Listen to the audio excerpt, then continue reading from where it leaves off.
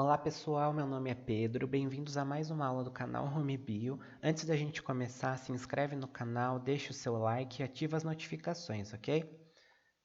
Vamos lá. A nossa aula hoje é sobre as protozooses, ou seja, as doenças causadas por protozoários. E a primeira doença que a gente vai falar é a giardíase. A giardíase é causada pela Giardia lamblia. Então, o agente etiológico, ou seja, o protozoário nesse caso, é a Giardia lamblia. E quais são os sintomas? Bom, na maioria dos casos, em muitos casos, são assintomáticos, então não tem sintoma nenhum. Mas aqueles casos que apresentam sintomas, eles vão apresentar diarreia, náuseas, fezes amareladas, dor e distensão abdominal, flatulência e perda de peso. E se por um acaso esses sintomas persistirem por bastante tempo e esse quadro dessa doença se prolongar, a pessoa pode vir a ter desnutrição e anemia por conta da má absorção dos nutrientes, já que ela está tendo muita diarreia, por exemplo. Certo? Mas a gente pode ver que não são sintomas muito graves. Então, a giardíase não são sintomas muito graves. Qual é a forma de transmissão?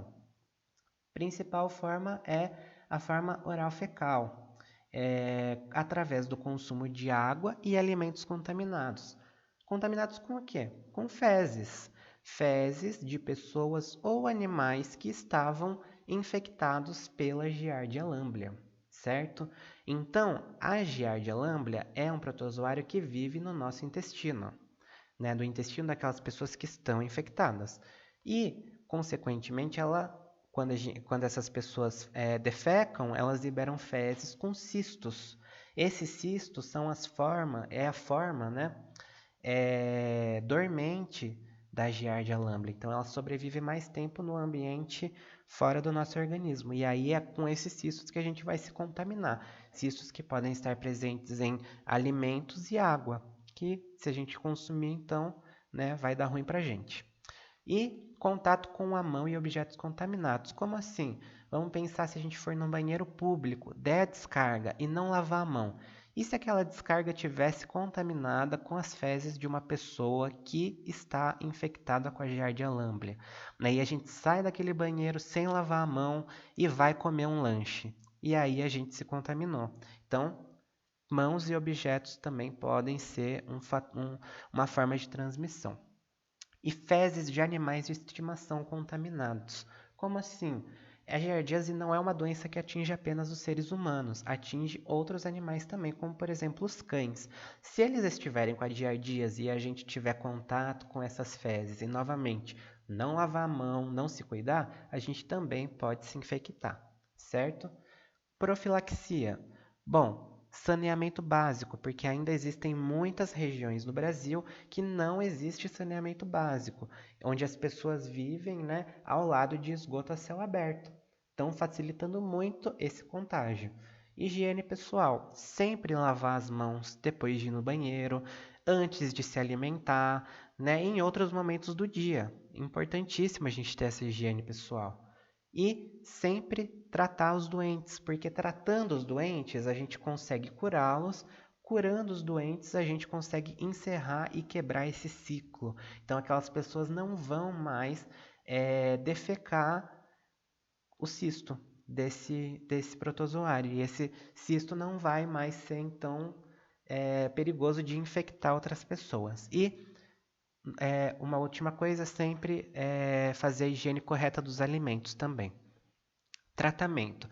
Diferente dos vírus, os protozoários a gente consegue tratar. Então, sempre que tiver com algum sintoma, ir no médico, que o médico vai indicar o medicamento correto para tratar essa doença. A gente não vai tratar apenas os sintomas, a gente vai tratar e eliminar esses protozoários.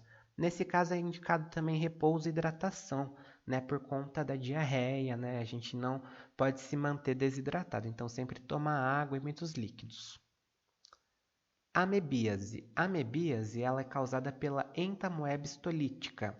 Então, quem lembra da última aula, a gente sabe que a entamoeba histolítica é uma ameba, e os sintomas? Aqui também muitos casos podem ser assintomáticos e os sintomas eles são bem parecidos com a giardíase. Então vamos ver aqui. dor e cólica abdominal, forte diarreia, vômito, presença de sangue ou muco nas fezes, perda de peso, febre e anemia. Então a gente percebe que os sintomas são similares, mas eles são um pouquinho mais fortes, né? E quando a gente fala de presença de sangue ou muco nas fezes, significa o quê? Novamente, a ameba está presente no nosso intestino, né? E algumas dessas amebas elas vão perfurar a parede do nosso intestino para chegar a outras localidades.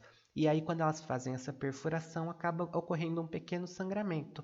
E aí, esse sangue é liberado nas fezes. Então, é muito importante que a gente sempre esteja atento a como que está a aparência das nossas fezes, ok? E se prolongado novamente esse quadro pode causar uma anemia, né?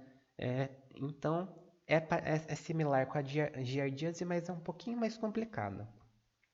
Como se dá a transmissão? Novamente, forma oral fecal, né, com consumo de água e alimentos contaminados, contato com a mão e objetos contaminados e fezes de animais de estimação contaminados. Então, mesma coisa que a giardíase, novamente é uma doença que não acomete apenas os seres humanos, acomete também outros animais, como por exemplo os cachorros. Profilaxia, novamente, saneamento básico, higiene pessoal, tratamento dos doentes e higienização dos alimentos, né? E sempre beber água também de fontes confiáveis, né? Água potável, filtrada, enfim. E o tratamento, novamente, medicamentos indicados pelos médicos para combater o agente etiológico, repouso e hidratação. Toxoplasmose. O agente etiológico da toxoplasmose é o Toxoplasma gondii. E os sintomas? Aqui, novamente, muitos casos são assintomáticos, mas os sintomas eles são bem diferentes das últimas duas doenças que a gente viu. Olhem aqui: cansaço, mal-estar, dor de cabeça, dor de garganta, dor muscular, febre persistente, tontura, dificuldade para respirar, confusão mental, ínguas pelo corpo. Essas ínguas são pequenas bolinhas, né, que se formam. E podem causar as complicações, nesse caso for uma doença um pouco mais grave, cegueira, convulsões, aborto, má formação do feto. Então essa é aquela doença que deixa todas as grávidas em alerta, né? Porque ela é muito prejudicial para o feto. Ela pode causar um aborto, pode causar uma má formação do feto. Então as grávidas têm que ficar muito ligadas com essa doença. E a transmissão se dá como? Consumo de água e alimentos contaminados, contato com fezes de gatos contaminados. E aqui mora uma grande polêmica, porque muitas pessoas associam essa doença com os gatos, né? E isso acaba acarretando em um preconceito contra os gatos. Então, algumas pessoas que querem, por exemplo, engravidar, se desfazem dos gatinhos, outras pessoas evitam ter gatos porque têm medo de pegar toxoplasmose, outras pessoas acabam fazendo coisas piores com os gatos, mas eu queria ressaltar que os gatos eles também são vítimas, né? Eles não vão ser os causadores da doença, eles são um vetor para a gente, mas eles também são afetados por essa doença. E aí, para a gente se contaminar com a toxoplasmose, caso esse gatinho esteja contaminado, a gente precisa ter contato com as fezes dele. Então, se a gente tiver contato com o gato, não tem perigo. Agora, se a gente tiver contato com as fezes, aí é perigoso, né? E com esterco também, porque muitas pessoas utilizam esterco para adubação de jardins e plantações, e às vezes esse esterco pode estar contaminado. E pode ser transmitido, como eu disse, da mãe para o bebê na gravidez. Profilaxia. Consultas com médicos durante a gravidez, porque é uma doença que afeta, é muito grave para os fetos, então é importante que as grávidas sempre estejam se consultando regularmente com os médicos durante toda a gravidez. Quando for limpar a caixa de areia dos gatos, usar máscara e luvas para se proteger, né? E fazer essa limpeza diariamente, né? Descartando a areia, não deixando lá por muito tempo. Então, com a higienização correta, é possível viver em paz com esses bichinhos. Então, eu estou trazendo esse caso porque é igual na febre amarela, que muitas pessoas acabavam, né? Quando estava tendo surto de febre amarela aqui no Brasil, muitas pessoas matavam alguns macacos, porque achavam que os macacos que eram responsáveis por transmitir essa doença para a gente, quando na verdade não é, né? E aqui é a mesma coisa com os gatos. Quando for fazer jardinagem, utilizar luvas, né? Se for utilizar o esterco como adubo. Consumir água potável e alimentos bem cozidos, né? Porque pode ser também transmitido por alimentos carnes, por exemplo, que não estejam cozidas direito, né? E que estejam contaminadas. Higiene pessoal e cobrir caixas de areia que estejam em ambientes abertos. Essas caixas de areia podem ser aquelas caixas que as crianças brincam em parquinhos, pode ser caixa de areia utilizada em construção. Sempre manter esses locais fechados para evitar que os gatos de rua vão lá, façam xixi e cocô e aí, né, crianças e outros trabalhadores tenham contato com essa areia, podendo se contaminar. Tratamento, novamente. Medicamentos indicados pelos médicos que vão combater o agente etiológico. A toxoplasmose pode vir em 3 tipos. Pode ser a toxoplasmose ocular, que vai ocorrer frequentemente, mais frequentemente em bebês, em pessoas com sistema imunológico fragilizado, ou seja, que estão fazendo tratamentos para câncer ou que têm AIDS, né, que já estão com esse sistema imunológico frágil. E essa toxoplasmose ocular ela vai afetar a retina, podendo levar à cegueira, a uma vermelhidão, dor no olho e diminuição da visão. E ela pode ocorrer em apenas um olho ou em ambos, né? E esses sintomas eles podem ser diferentes em um olho e no outro. Então não é porque você está com os dois olhos afetados pela toxoplasmose ocular que os sintomas vão ser iguais nos dois, certo? Toxoplasmose congênita é aquela que vai ocorrer durante a gravidez, quando o bebê ele é infectado ainda no útero da mãe.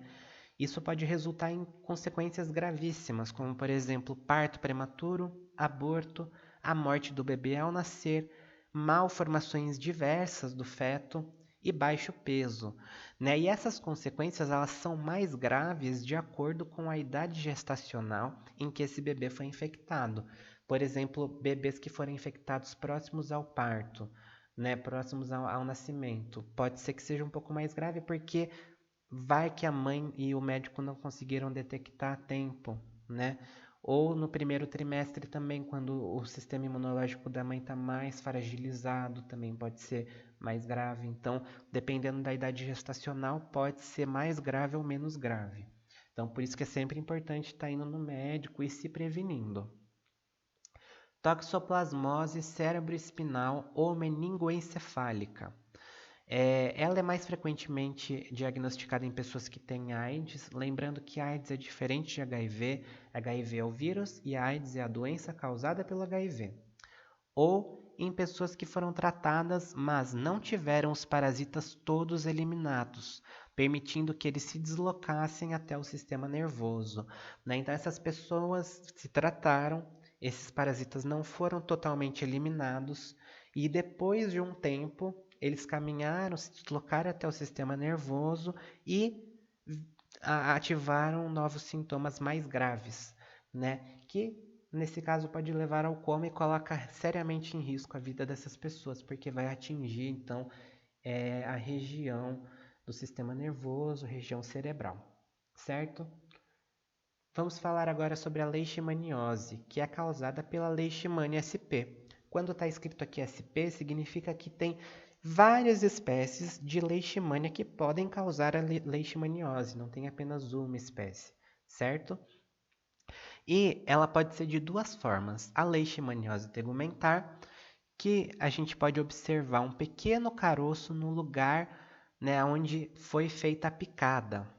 E que após de um tempo, esse local ele pode se transformar em uma ferida muito dolorida e, né, trazer uma dor para esse local.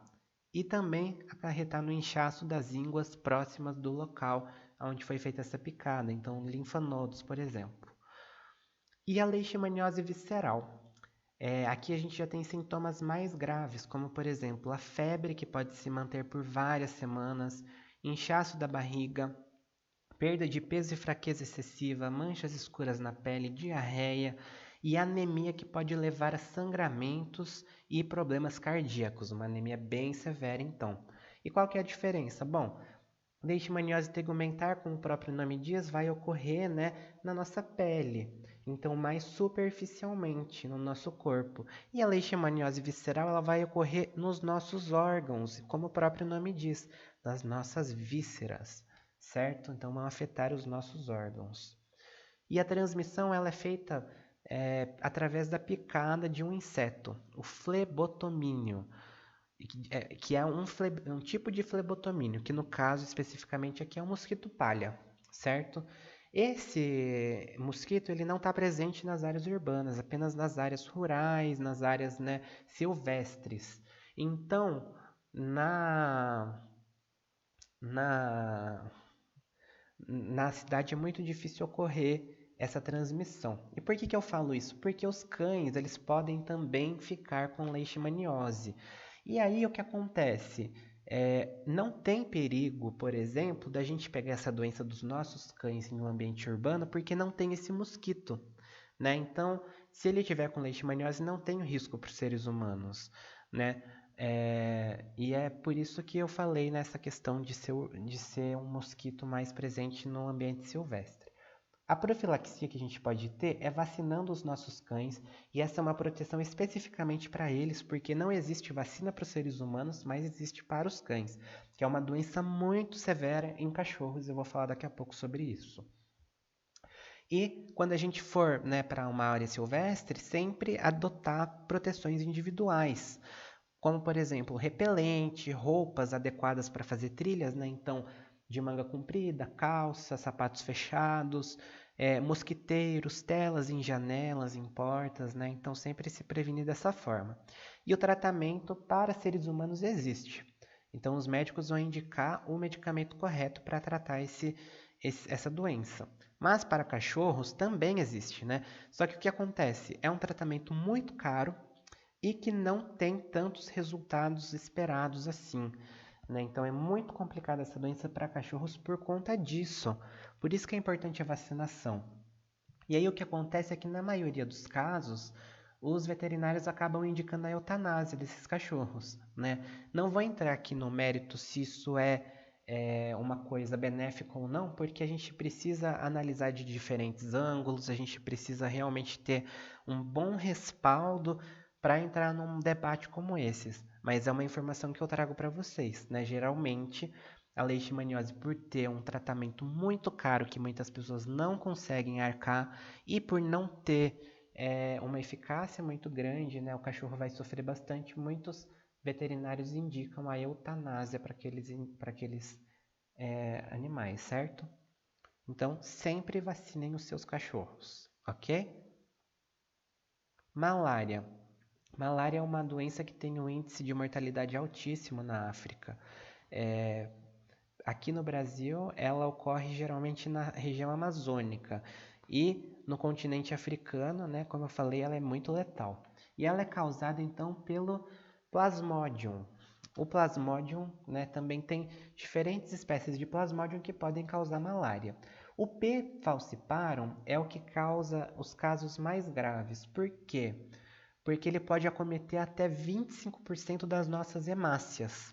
Então, ele pode comprometer até 25% das nossas hemácias, causando então um quadro muito grave.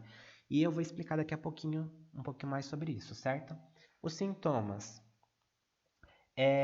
Febre intermitente. O que isso significa? É uma febre que ela pode revezar a cada 48 horas ou 72 horas. Então, por exemplo, hoje eu tive febre. Aí foi uma febre muito intensa e amanhã eu vou acordar bem. Só que eu vou ficar 2 dias sem febre e depois eu vou ter de novo. Então a cada 48 horas eu vou ter uma febre muito alta. Ou a cada 72 horas. Pode acontecer dessas duas formas. E resultar em suor e calafrios, dor de cabeça forte, náuseas e vômitos, dor muscular, fraqueza e cansaço constante, pele e olhos amarelados. Quando a gente fala de pele e olhos amarelados, automaticamente a gente já pensa que está acontecendo alguma coisa no fígado, né? Isso porque o plasmódio, o primeiro lugar que ele vai afetar, que ele vai atacar, é o fígado. E aí do fígado ele vai para a corrente sanguínea. Então por isso que eu falei que o P. falciparam, ele acomete e acaba comprometendo 25% das nossas hemácias, porque ele vai estar na corrente sanguínea, certo? E aí, por ser também, né, o fígado ser atacado, entre aspas, logo no começo, pode resultar em pele e olhos amarelados. E nas formas mais graves, pode ocorrer convulsão, rigidez da nuca, coma, anemia, insuficiência renal e respiratória e morte. Então, é uma doença que é bem grave. Aqui na Amazônia, né, no local onde ela ocorre, na maioria dos estados do norte, né, o local que ocorre aqui no Brasil, não pode ocorrer da forma grave, mas na África ela é muito mais grave que aqui no Brasil, certo? A transmissão ela se dá pela picada de um inseto, o mosquito Anopheles. Pode acontecer também através da transfusão de sangue, compartilhamento de seringas e da mãe para o feto na gravidez. E a profilaxia, novamente, proteção individual, principalmente em locais silvestres e em locais que ocorrem essa doença, né? Então, usar repelente, roupas adequadas para caminhada, para trilha, mosquiteiros, telar, portas e janelas, certo? E se você for viajar para um local que tem grande incidência de malária, fazer um tratamento preventivo, que é chamado de quimioprofilaxia. Então, busquem saber como que é na região de vocês, né, para fazer esse tratamento, se caso vocês forem para a Amazônia ou para o continente africano para viajar, sempre fazer essa profilaxia. É como se fosse o PrEP com relação ao HIV, né? Você vai se proteger antes de entrar em contato com aquele patógeno, certo? O tratamento ele pode ser feito com medicamentos que vão ser indicados pelo médico. Um exemplo de medicamento que eu quis trazer para vocês é a cloroquina. E eu estou mencionando a cloroquina por quê? Porque é um medicamento que está sendo utilizado, né? E que muitas pessoas estão disseminando a informação de que é indicado para combater a Covid-19, quando a gente sabe que não tem eficácia nenhuma. Diversos estudos já foram feitos e comprovaram que a cloroquina ela não é eficaz contra a Covid-19. Mas a gente utiliza ela para tratar a malária, por exemplo, né? Então, olhem só, cada medicamento fazendo o seu papel, né, de acordo com o que é indicado. Então, lembrem-se disso quando alguém vier falar para vocês que a cloroquina é indicada para a Covid-19, porque ela não é. Doença de Chagas. O agente etiológico é o Trypanosoma cruzi e ela pode acontecer em duas fases. A fase aguda, que geralmente não vai ter sintomas, mas pessoas com sistema imunológico mais sensível podem apresentar inchaços na pálpebra, febre, mal-estar, aumento dos gânglios linfáticos, dor de cabeça, náuseas, vômitos e diarreia. Essa fase aguda ela não é muito grave, certo? Agora a fase crônica é quando esses parasitas vão se desenvolver nos nossos órgãos, principalmente no coração e no sistema digestivo. E aí a pessoa ela pode ficar assintomática por muitos anos, pode passar até 30 anos sem apresentar nenhum sintoma. E quando ela apresentar, vão ser sintomas muito graves, como por exemplo o aumento do coração, insuficiência cardíaca, aumento do fígado e do baço, megacólon e megaesôfago. Então esses órgãos vão aumentar de tamanho, trazendo muitas complicações. Então é uma doença que na fase crônica ela é bem grave. Né? E a transmissão ela vai se dar pela picada de um inseto também, o barbeiro. Quando esse inseto, que é hematófago, pica a gente, ele ao mesmo tempo defeca ou faz xixi. E aí, nessas fezes, né, nesse excremento, que vai estar presente o Trypanosoma cruzi. E quando a gente coçar aquela picada, a gente vai espalhar essas fezes e vai, consequentemente, dar suporte para esse protozoário entrar no nosso organismo. Ele é um inseto também de hábitos noturnos, então geralmente quando ele pica a gente está dormindo e a gente nem vê. E pode acontecer também com o consumo de alimentos contaminados com o barbeiro ou com as fezes do barbeiro. Um caso muito comum das pessoas comentarem é o da cana-de-açúcar, né? Do caldo de cana. Porque para o caldo de cana a gente precisa moer a cana. E aí, se tiver algum barbeiro ali, pode ser, né? Se ele tiver contaminado com Trypanosoma cruzi, que a gente acabe se contaminando também. Mas não estou falando para vocês deixarem de tomar caldo de cana. Tomem sim, mas saibam a procedência, saibam se é um local higiênico, né? Então a gente tem que tomar esses cuidados. Transfusão de sangue e da mãe para o bebê na gravidez também podem ser formas de transmissão. E a profilaxia? Controlar o vetor. Como que a gente controla esse vetor? Melhorando a moradia de algumas pessoas em determinadas regiões onde a gente tem casas de pau a pique, né, casas feitas com barro, porque nessas moradias tem muitos locais em que esse inseto pode se esconder, né? Então dificultando a gente conseguir visualizar onde que ele está, né? Dando abrigo para ele durante o dia, para ele sair durante a noite. Então, né, melhorando a residência dessas pessoas, a gente consegue evitar isso. Evitar entulhos, construir galinheiros longe de casa, porque esses galinheiros também têm vários espaços que podem servir de abrigo para o barbeiro, e telar portas e janelas para as pessoas que vivem, né, em regiões que têm a incidência desse inseto. E se você vê algum inseto que você acha que pareça um barbeiro, encaminhe para o serviço de saúde mais próximo. Busque na internet como que isso funciona na sua cidade, na sua região, porque os serviços de saúde tendo a informação de que pode ter barbeiro por ali, eles vão ficar mais atentos para conscientizar a população e bolar estratégias, né, para evitar a disseminação dessa doença. E o diagnóstico precoce é muito importante, por quê? Quando a pessoa chega na fase crônica, é muito difícil, né, com esses sintomas, ela conseguir se curar. Já se você identificar a doença numa fase aguda, ou quanto antes, né, melhor, porque você vai conseguir fazer o tratamento e vai ter mais chances de se curar. E o tratamento ele vai ser feito por medicamentos indicados pelo médico.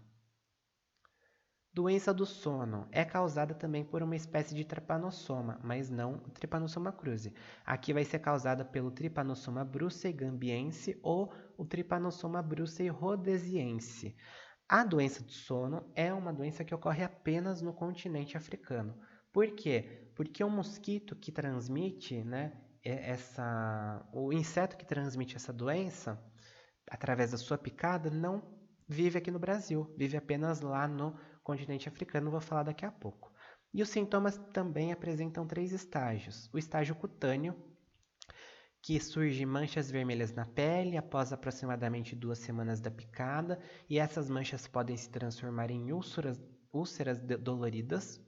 O estágio hemolinfático, que pode aparecer mais ou menos após um mês, né?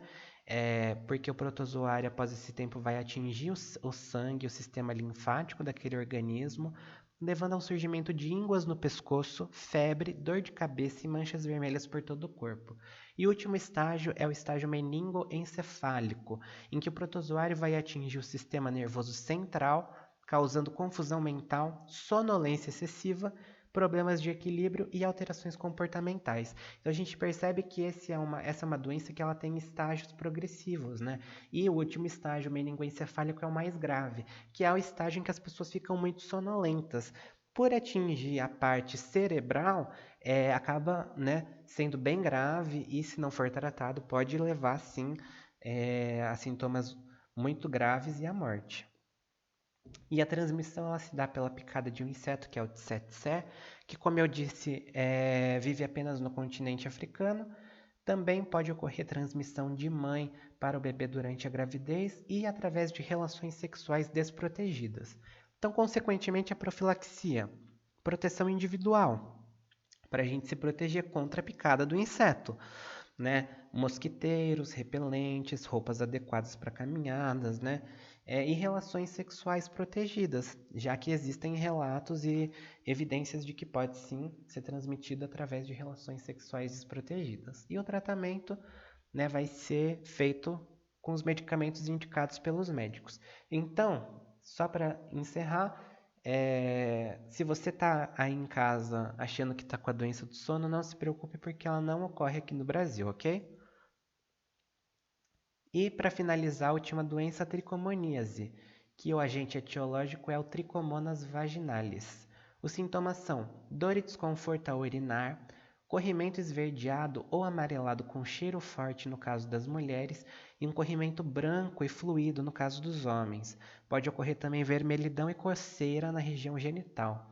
Geralmente, as mulheres aparentam muito mais sintomas que os homens. Os homens podem estar com tricomoníase e ficar não aparentando esses sintomas, né? Ficar sem saber que está com essa doença, né? E essa transmissão, ela vai se dar, então, em relações sexuais desprotegidas, pode passar da mãe para o filho durante o parto normal, né? Porque aí a criança, né, o bebê vai ter contato com o canal vaginal e se a mãe tiver com essa doença, ele pode se contaminar também.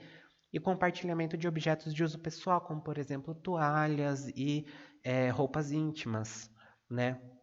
E a profilaxia, então, relações sexuais protegidas, usando sempre camisinha, evitar o compartilhamento de objetos de uso pessoal. Então, se você for viajar com amigos ou com pessoas, né, que você não tem muito contato, ou até mesmo com pessoas que você tem contato frequente, sempre utilize a sua toalha, a sua roupa íntima, né? Porque a gente tem que se proteger de todas as formas. E visitas regulares ao médico. Os homens no urologista e as mulheres no ginecologista, porque a gente precisa estar sempre atento aos sintomas e também fazendo exames periódicos, né, para ver se está tudo bem com a região genital.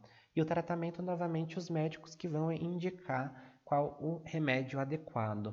Só para finalizar, é muito importante a gente sempre falar que as grávidas elas precisam fazer o tratamento, as consultas pré-natais, né?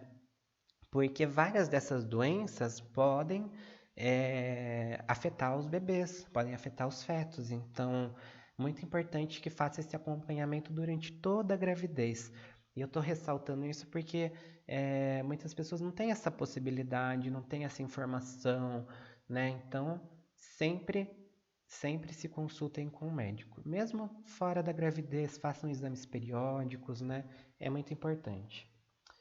E a nossa aula de hoje foi essa. Espero que vocês tenham gostado. Deixem seu comentário dizendo o que vocês acharam ou se tiverem alguma dúvida. Muito obrigado e até a próxima.